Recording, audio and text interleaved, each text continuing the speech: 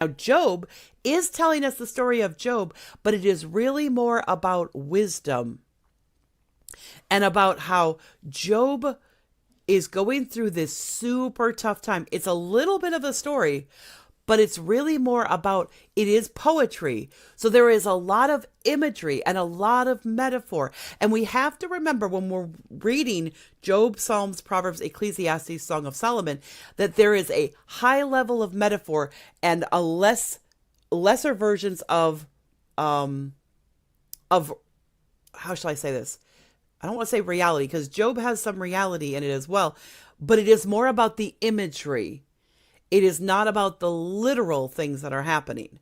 So when he says in Psalms, I lift up mine eyes unto the hills from whence cometh my help. Well, of course, we're telling that's an imagery thing.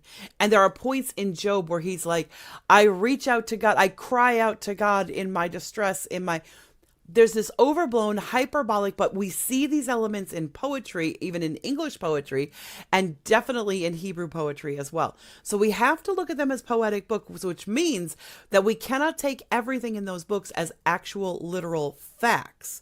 Some of it is fact, but it is about that weaving things out. What are the facts and what is just us trying to be hyperbolic and metaphorical.